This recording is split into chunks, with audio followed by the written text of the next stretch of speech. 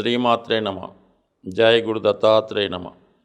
ఈ వీడియోలో మనం 8వ తారీఖు జనవరి నెల 24వ సంవత్సరం నుండి 14 జనవరి వరకు జరగబోయే వార ఫలాలు సింహరాశి వారికి ఏ విధంగా ఉంటాయో తెలుసుకునే ప్రయత్నం చేద్దాం.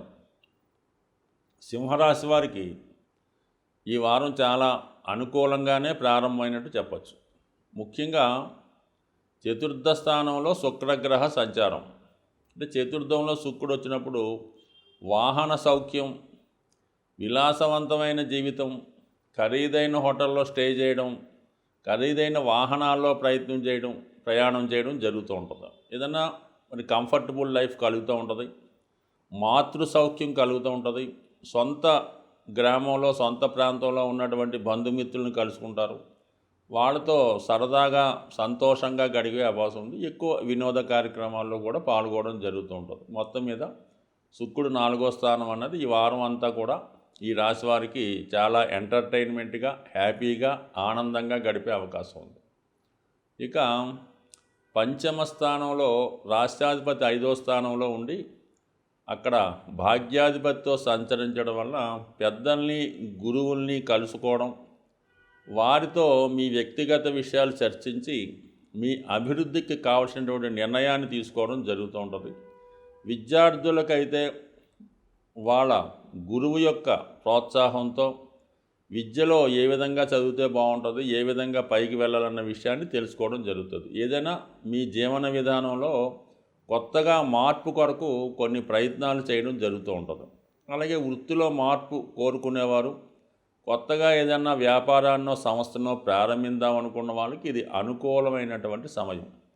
అంటే పంచమ స్థానం అన్నది మీలో ఉన్నటువంటి టాలెంటు, తెలివితేటలు చెప్తూ ఉంటుంది, ఉన్నత విద్య అవకాశాలు చెప్తూ ఉంటుంది. పంచమ స్థానం అనేది దశమానికి అష్టమ స్థానం అవటం వల్ల ఏంటంటే పంచమంలో ఉన్నటువంటి గ్రహాల యొక్క ప్రభావం దశమ భావం మీద 100% రావడం జరుగుతుంటుంది. సో ఈ కారణం వల్ల వృత్తిలో మార్పు కొరకు చేసే ప్రయత్నాలు ఫలిస్తాయి. ఇక ధనాధిపతిగా ఉన్నటువంటి బుధుడు రాష్ట్రాధిపతితో కలిసి పంచమ స్థానంలో ఒక బుధాదిత్య యోగం ఏర్పడడం వల్ల విద్యార్థులకు ఇది అనుకూలంగా ఉంటుంది. వ్యాపార రంగంలో ఉన్న వాళ్ళకి కొంత అనుకూలమైన పరిస్థితులు, కొత్తగా ఆలోచించడం, కొత్తగా పరికరాలు కానీ టెక్నాలజీ కానీ ఉపయోగించడం జరుగుతుంది. మొత్తం మీద ఆర్థిక విషయాలు, వ్యక్తిగత విషయాలు చాలా అనుకూలంగా మీకు నచ్చిన విధంగా చేసుకునే అవకాశం ఉంటుంది. ఇక పంచమ భాగ్యాధిపతుల పరివర్తన, ఇది దూర ప్రాంతంలో విద్య కొరకు అన్వేషిస్తున్న వారికి అనుకూలంగా ఉంటుంది. అది విదేశంలోనో స్వదేశంలో కానీ ఒక మంచి విద్యా సంస్థలో ఉన్నత విద్య కొరకు చేసే ప్రయత్నాలు ఫలిస్తాయి. మంచి గురువుని కానీ మంచి మార్గదర్శకుడిని కానీ కలుసుకుంటారు. అలాగే పెద్దవాళ్ళు అయితే పుణ్యక్షేత్రాలు దర్శిద్దామనే మీ అభిలాష నెరవేరుతుంది. విదేశ ప్రయాణాల కొరకు చేసుకున్నటువంటి ప్రయత్నాలు ఈ వారంలో సఫలీకృతమయ్యే అవకాశం ఉంది. మొత్తం మీద చతుర్థ పంచమ స్థానాలు యాక్టివేట్ అవ్వడం, ఒక విధంగా లక్ష్మీ విష్ణు స్థానాలు యాక్టివేట్ అవ్వడం, ధనాధిపతి పంచమ స్థానం, ఇవన్నీ జాతకుడికి అద్భుతమైనటువంటి ధనయోగాన్ని ఈ వారం ప్రారంభంలోనే రావడం జరిగింది. ఇక ధన లాభాధిపతిగా ఉన్నటువంటి బుధుడు భాగ్యాధిపతితో కలిసి ఉండడం, ధన భాగ్యాధిపతుల కలయిక, అంటే పెద్దవారి ద్వారా ధన సహకారం, పూర్వపుణ్యం ద్వారా, పిల్లల యొక్క సహకారం ద్వారా, మీ యొక్క అదృష్టం ద్వారా ధనాన్ని పొందే అవకాశాలు ఈ వారం చాలా అనుకూలంగా ఉండడం జరిగింది. ఇక సప్తమ స్థానంలో ఉన్నటువంటి శనిగ్రహ సంచారం వల్ల వృత్తి వ్యవహారాలు, వివాహానికి సంబంధించిన విషయాలు చాలా స్లోగా నడిచే అవకాశం ఉంది. మరి శని భగవానుడు శతభిష నక్షత్ర సంచారం, అటువంటి రాహు అష్టమంలో ఉండడం వల్ల కొన్ని అనుకోని మార్పులు, కొన్ని నిందలు, అపవాదులు మీ మీద వచ్చే అవకాశం ఉంది. కొన్ని పుకార్లు మిమ్మల్ని వ్యక్తిగతంగా ఇబ్బంది పెట్టే సూచనలు ఉన్నాయి.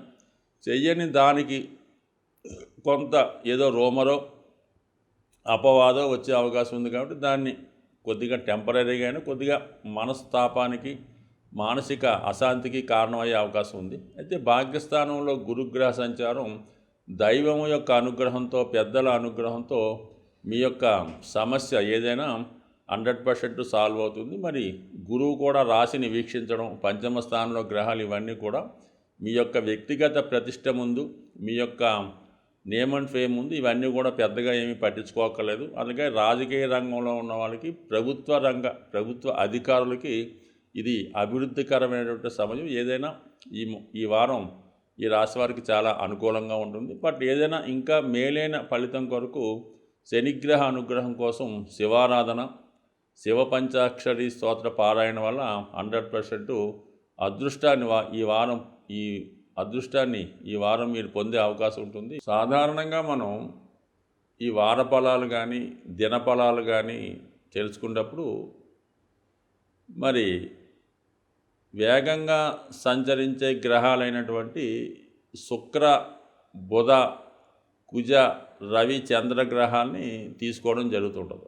అయినప్పుడు కూడా ఈ గ్రహాలు ఒక్కొక్క రాశిలో ఒక్కొక్క నెల రోజులు సంచరిస్తుంటాయి.